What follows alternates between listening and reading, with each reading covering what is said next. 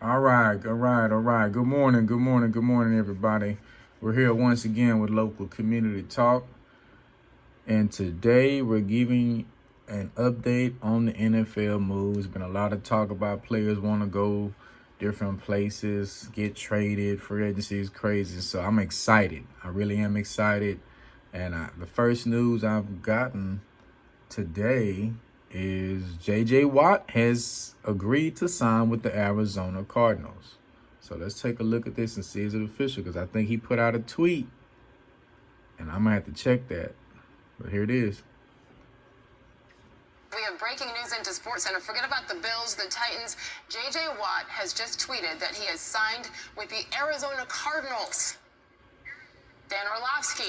Yeah, I know. I wanted to wait to see the reaction, the expressions on your faces. So he's leaving the AFC, not the Bills, not the Titans, not the Packers, no, but going to the Arizona Cardinals. Dan, your first reaction when you hear that that's where JJ has decided to go? I love it. This is a team that we know what they are on offense, right, with Kyler and the development of him, but adding him to a defensive line and hopefully Chandler Jones comes back and plays healthy football. Like, this is now a defense that is adding pieces. Buda Baker are very active. Now him on that defensive end, and again, still playing really good football. So this is something that Arizona obviously feels that they have a very capable offense to go make a little bit of a playoff push, a little bit of a run. But can they solidify that defense just a little bit more? And I love the move by Arizona to go get a veteran that he can add, again, with Chandler Jones to that interior front seven on defense and kind of complement that offense just a little bit out west. Yeah, this is a little bit of a shocker, only because with the assumption that JJ really wanted to go to a football team that could put him in position to win immediately.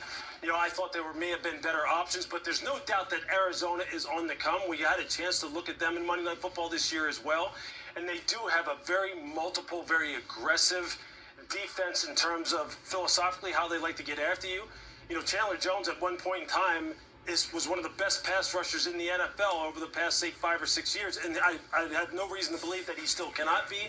It'll be interesting to see what they do as far as Hassan Reddick, whether or not they can get him back in the fold, because he has really found his niche as an outside pass rusher in particular. He's not an off-the-ball linebacker. He is an edge pass rusher. And when you put J.J. Watt inside and use him and deploy him up and down the line of scrimmage, there's no question that they could be the type of team that if they can get you in third and long type of situations, they could be a problem for you. The question is, offensively, are they going to be able to take the next step? Is Kyler Murray going to be able to take the next step? Is Cliff Kingsbury going to be able to take the next step in terms of just making sure that the entire roster is continually headed in the right direction and playing at the highest level that they can possibly play at? I think it's a little bit of a gamble for JJ. I would not bet against him. I would not bet against the Cardinals because I like the direction that they're headed. I thought there were some more ready-made teams from a championship contention standpoint for him that he was considering. But I like the move. It makes the West all the more fun in the NFC.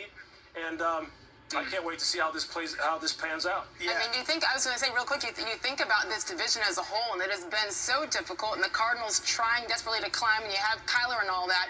For the first time, we will be talking Matt Berry's Arizona Cardinals. We will be talking about the defensive side of the ball much more, and how much of a difference can that make with JJ there?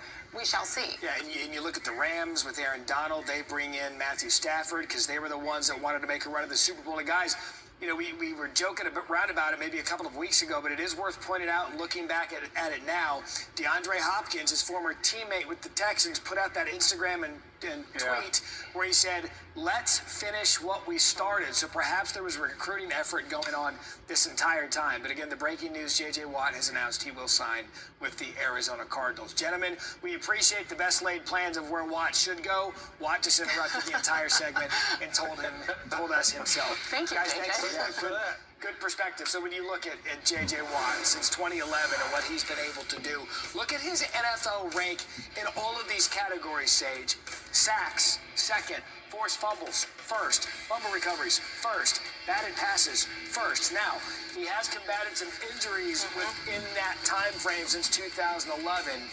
But again, the breaking news happening in the middle of a J.J. Watt segment is that J.J. Watt is signing with the Arizona Cardinals. Thanks for watching ESPN on YouTube. For live streaming sports and premium content, subscribe to ESPN Plus. All right, everybody. Let's check J.J. Watt's Twitter page and see, is that official? I think it is. Let's go and go to Twitter because everyone goes to Twitter and talks now. Oh, not my page.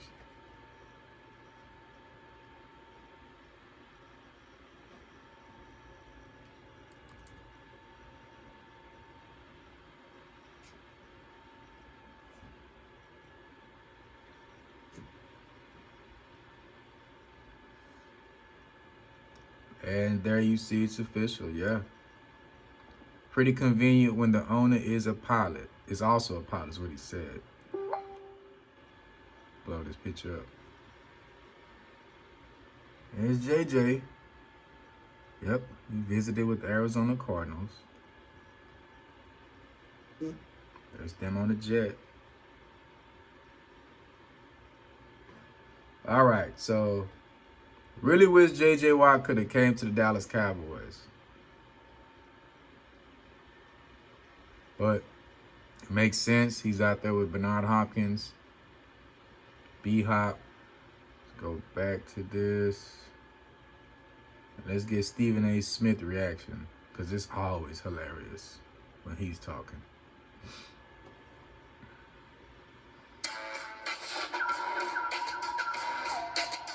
Here's J.J. Watt breaking his own news earlier this afternoon. Ladies and gentlemen, he is going to the Arizona Cardinals. Adam Schefter reports that the three-time Defensive Player of the Year will get a 2-year, $31 million deal with $23 million guaranteed. First things first, he's joining Chandler Jones. Chandler Jones, J.J. Watt, 1 and 2 in the National Football League in sacks since the start of the 2012 football season. So their defense is real. The pass rush, which was number 4 in the National Football League this past season, is going to be even more ferocious this upcoming season. Then we get to the offensive side of the ball. DeAndre Hopkins, a former teammate of his in Houston, Texas. Kyler Murray is no scrub. Oh, by the way, that makes their offense just as potent as it was, obviously, because J.J. Watt doesn't play offense. They do. But that's beside the point. They're a better team. Now, you got them in the NFC West, which makes the NFC West arguably the most interesting, if not the most ferocious division in football, with San Francisco, with Seattle, with the Los Angeles Rams. Going to get very, very interesting. Now, I personally wish that J.J. Watt had gone to the Pittsburgh Steelers, join his brother T.J. and Derek, and call it the Watts family Pittsburgh Steelers, for crying out loud. I personally think that, but as long as he didn't go to the Browns, which would have been an act of betrayal, I'm cool with it. He went to the NFC Conference. Things are going to get very, very interesting. Watt, a stud, joining the rest of the crew in Arizona. We'll see what they do this upcoming season. If you're the Houston Texans, now that you let J.J. Watt go, let him out of that prison, because that's what the hell the Texas organization seems like right now. How about doing the same for Deshaun Watson? I'm just saying, nothing would be wrong with that. Get multiple first-round picks, maybe another quarterback. Try it. Either way you slice it, J.J. Watt is gone. He's no longer in Houston. He's in Arizona. And I suspect he's very, very happy. I haven't seen DeAndre Hopkins complain.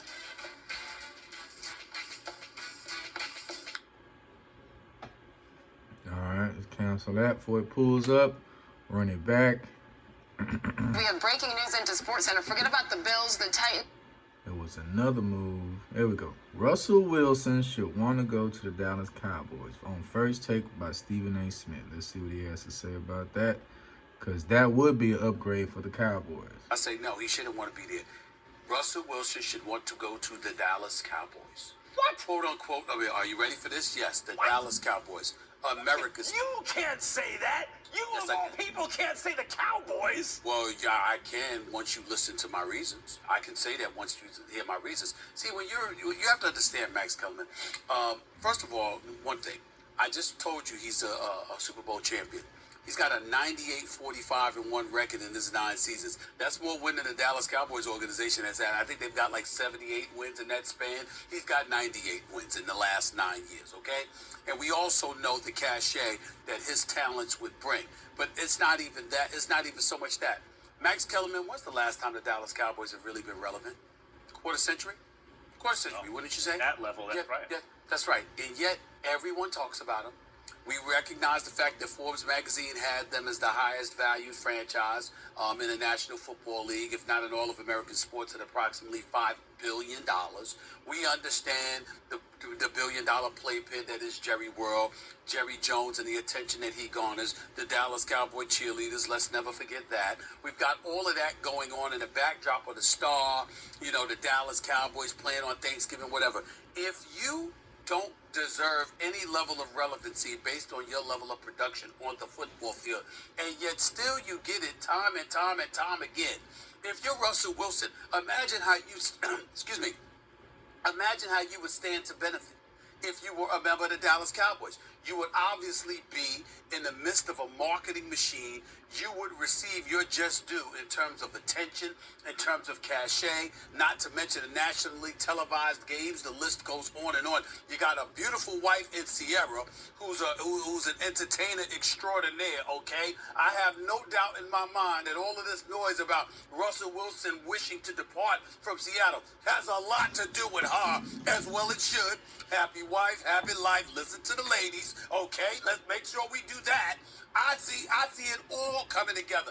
If I were Russell Wilson, the ideal place for him to play, because he has nothing to prove. We know he's great, and we know he's going to continue to be great. And as a result of that reality, the bottom line is if you were playing for a team like the Dallas Cowboys with all the unwarranted attention they garner, he would actually make them relevant. He would actually make them, valid in terms of their attention and the notoriety that they receive.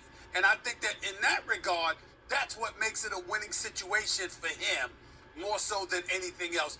That's why I mentioned the Dallas Cowboys. First of all, you have a right to say he shouldn't stay in Dallas, but you do not have a right to say, you don't even have a right to say he should go to Dallas. Saying he shouldn't stay in Seattle, I get for the reasons you outlined. I disagree. I'll get to that in a second. But the Dallas Cowboys, Stephen A., I thought a black cat was running around that franchise. I thought they were cursed. You bring it up. Their record is 20 games worse than Russell Wilson's record, right? But look at the quarterbacks who've played for them. Tony Romo and Dak Prescott. Now, is Russell Wilson better than those guys? Has he been over that time? He has been. To the tune of 2-3 games a season? No. He doesn't give you 2 to 3 games a season better than those guys. What this indicates, Stephen A. Smith, is that he's in a winning situation. He contributes a lot to it for sure. But the Seattle Seahawks are basically a well-run, very well-run franchise, one of the best in football. Had it not been for the Patriots during the course of Russell Wilson's career, they'd be in the argument. They'd certainly be in the argument for the best run team in football. Certainly they are for the best run team in the NFC. So now you want them to go to the Cowboys, perpetually dysfunctional team? Again, the difference in record, you can't just attribute to the quarterback. They've had good quarterbacks. How much of a premium he's going to give? Now, your point about maybe it's Sierra, maybe it's, a career opportunity, legacy in terms of branding after his career. Point well taken. But is that more important to Russell Wilson than becoming great? You know what I think Russell Wilson wants? I think he wants to be the greatest of all time. Russell Wilson is insanely competitive. And if he were in a situation where year in and year out, you're hoping to be above 500, maybe you can win a playoff game, he'll be miserable. He may feel that that's the case in Seattle right now. And maybe in the last couple of years, it has felt that way. Well, they'll get to the playoffs and they'll lose because the O-line isn't good enough, or the O-line gets a little better now, the defense isn't good enough. But this is a double-digit win team year in and year out, and that's not all because of Russell Wilson. It's because it's a well-run franchise. Careful what you wish for. You made more sense last week when you said New Orleans. If Russell Wilson's like, New Orleans, I think they're ready to win now. You put me on that team, it'll get them over the top. I can't really argue. I might say, hey, you got a good thing going in Seattle. You've won a Super Bowl there. You got to another. You may win another one there. You're still in your prime, but I can't really argue against the Saints. But the Cowboys and Stephen A., if he's upset about getting hit too much, that offensive line ain't the same anymore in Dallas. I don't get the Cowboys at all. Thanks for watching ESPN on YouTube. For live streaming sports and premium content, subscribe to ESPN Plus.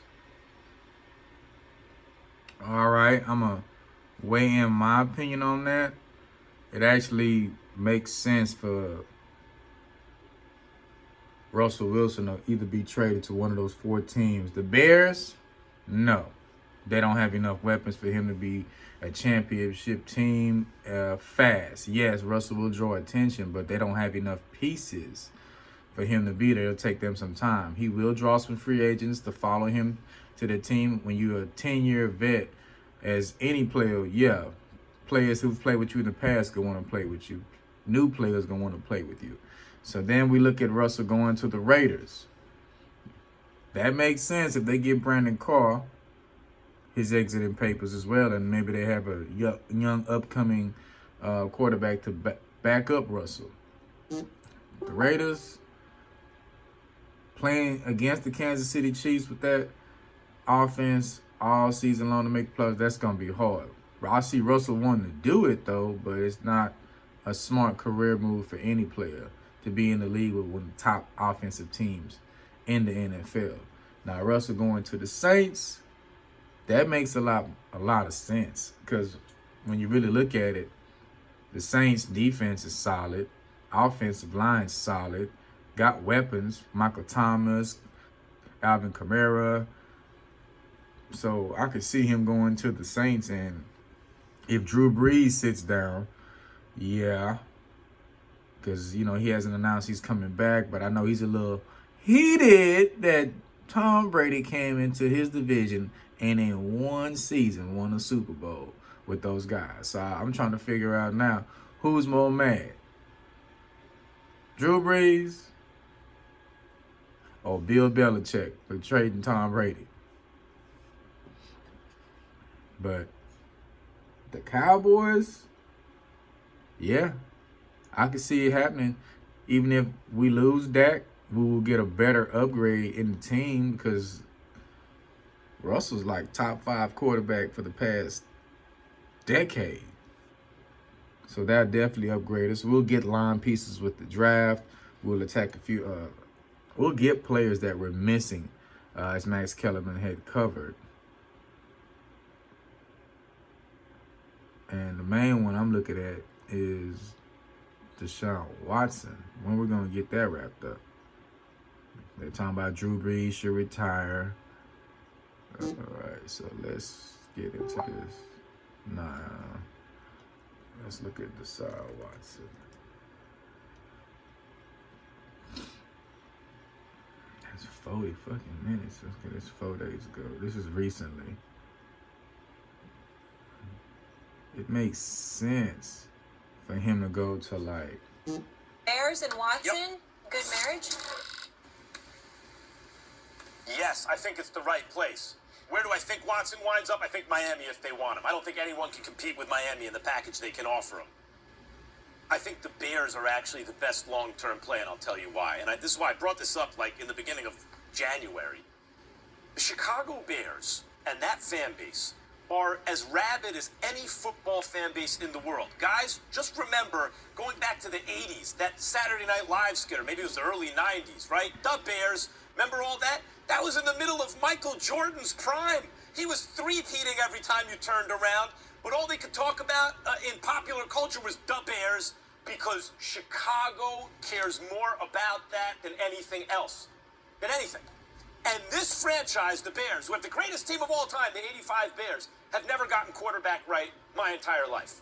I'm not from Chicago, but, you know, in my entire life. But wait, the Bears are crazy about football. They're one of the original football franchises, and the 85 Bears never gotten the quarterback right. Jay Cutler's probably like the 3rd best quarterback they've ever had in my lifetime. Jay Cutler. They've never gotten it right. And they're Super Bowl stars. Stephen A., if you win a Super Bowl in Chicago, oh my God, it's a whole new level of like the kind of icon you become in the American popular consciousness and the sports consciousness. And then from Deshaun Watson's point of view, so like that's a huge incentive for Watson, you would think. He could become an icon unlike other players who are playing today if he could become a champion in Chicago. From Chicago's point of view, obviously you want Deshaun Watson, you get quarterback right, but you also get to run back that draft where you messed it up with Trubisky. You passed on Watson. No, you get Deshaun Watson back. Stephen A., if they get Deshaun Watson, they put a few offensive line pieces together, that team would be ready to win now with that defense. It makes a whole lot of sense. I love Chicago's defense. It's a damn shame that they've been subjected to Mitchell Trubisky and Nick Foles over the last season or two. You wish that they were better offensively because that defense is real. It's just that your offense does nothing for you, and ultimately you get tired from being overexposed, having to be on the field to cover for the mistakes that they make or the inefficiencies that they put forth, and as a result, the defense suffers. I get that. But you, Deshaun Watson, you can't be thinking about going to no damn Chicago. You can't be. Don't even think about it. He's got a no trade clause. I mean, he's got a say in where the hell would you go. Listen, I like Allen Robinson. I do. David Montgomery is a 1,000-yard rusher. He's not a scrub. Tyreek Cohen, I'm a fan of his. Yep. All right, I get all of that. All right. These are not all world players, but they can ball. They can ball. They're respectable. It's too damn cold in Chicago to be going there, Matt. Are you crazy? You can't be Deshaun Watson and go to the Windy City. What's wrong with y'all? Oh no. I happen to know that Deshaun Watson watches me. He watches me on First Take. He watches me on Stephen A's World. He sees what I do. Listen, Deshaun Watson, do not think about going to Chicago. Max Kellerman, let me tell you something. Chicago is a marvelous city. I love Chicago. Chicago has been very, very good to me. I must admit, but I got to tell you something. That's from June to September. Come October, all the way through May. It's too damn cold. You can't have Deshaun Watson going there. I mean, it's too hot in the summer. At Soldiers Field, Max, this man can actually throw a football, and that bad boy might wave into the fans. The wind might take it right there. It might take it right to Lake Michigan. You don't know that. You can't be in that kind of situation. You can't expose yourself to, especially when you got options like Miami, potentially, San Francisco, potentially, even though that cold weather coming out of the bay in the Pacific Ocean ain't no joke either. Plus, you got great whites and all of that stuff in there, but that's a different subject for another day. I'm just saying, I'm thinking about New York, media capital of the world. I'm thinking about Miami. Miami's number one. That's the number one option. You can't have options like that or Kyle Shanahan in San Francisco with George Kittle and Deebo Samuels and those boys and decide to go to the Windy City. He can't do that. Stay the hell away from Chicago. San Francisco's more ready to win. You're a quarterback. Stay the hell away from Chicago. San Francisco's more ready to win. No argument there. And it's an excellent spot for Deshaun if he winds up there. No one can compete with Miami. Miami, no state income tax, warm weather, team that's ready to win, et cetera. Miami wins that. Worried about the weather and this and that. How about winning football games? If you want to be an right, icon, we gotta go. unlike anyone else, go to Chicago. You want to be an icon? Thanks for watching ESPN on YouTube. For live streaming sports and premium content, subscribe to ESPN Plus. No, don't go to Chicago. Miami's a better fit for you, Mr. Watson, I'd have to say. And let's take a look on Dak. We even got Dak signed 2 days ago.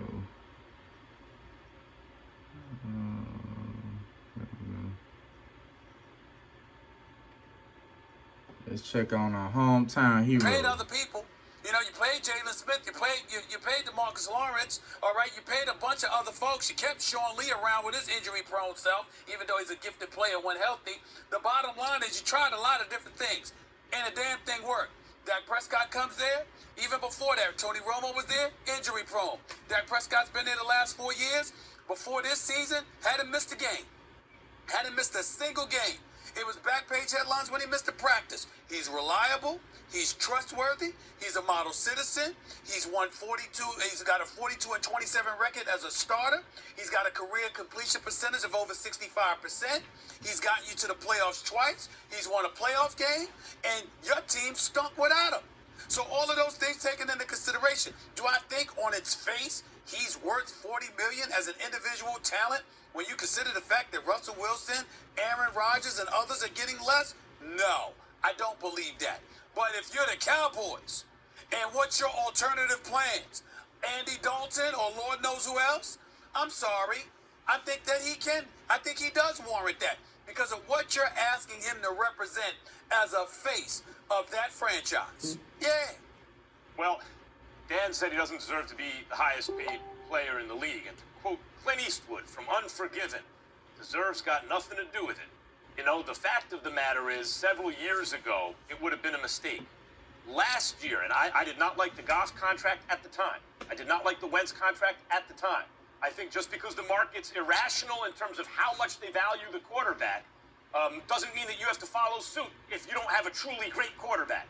And they're only, by definition, a handful on the far right end of the bell curve, right? You have Patrick Mahomes, you have Aaron Rodgers, Tom Brady just showed.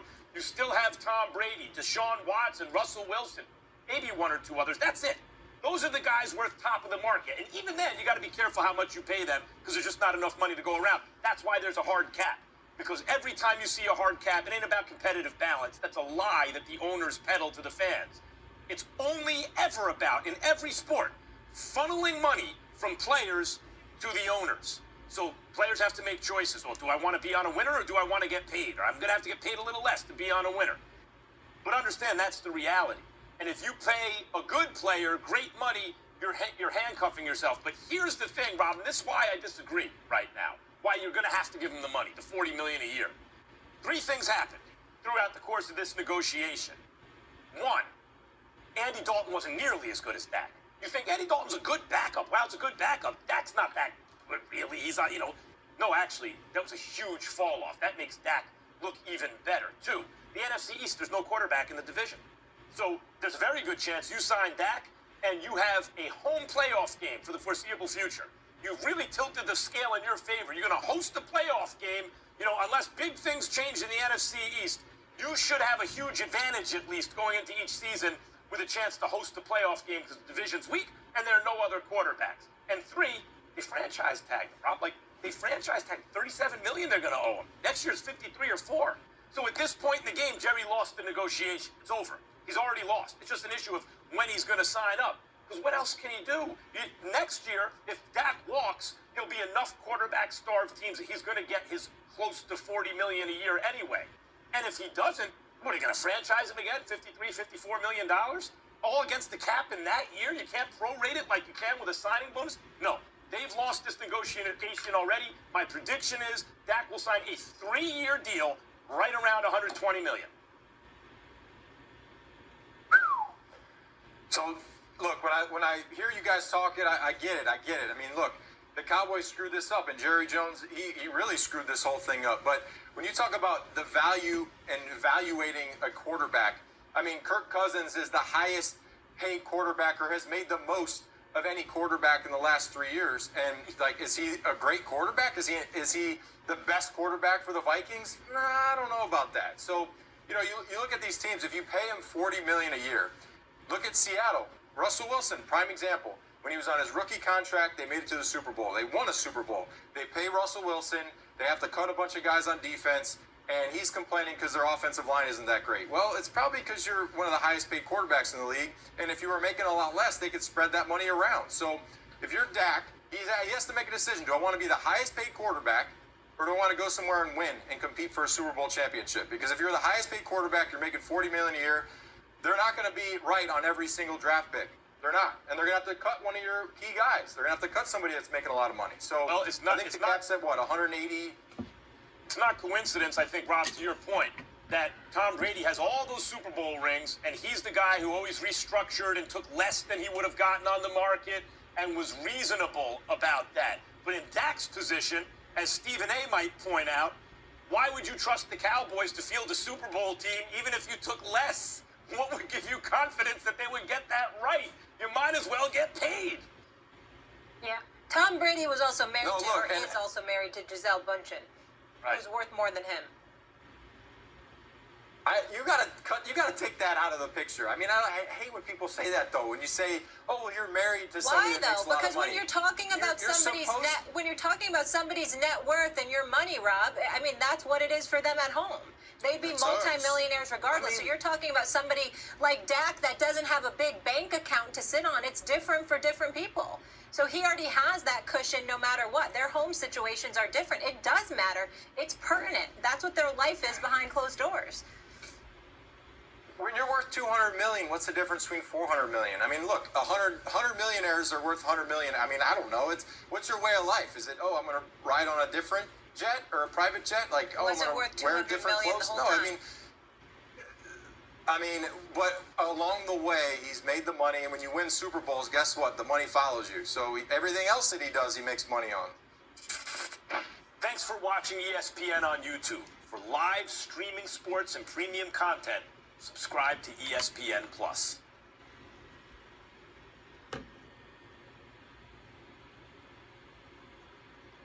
All right, y'all. That's all I'm covering right now with the NFL, with ESPN. I'm going to take me a short little break, and I'll be back with y'all later today with another episode. Y'all have a good day once again. This is Local Community Talk, Trinidad Kid. And if you have not already, please hit the like and subscribe button if you have not done so already.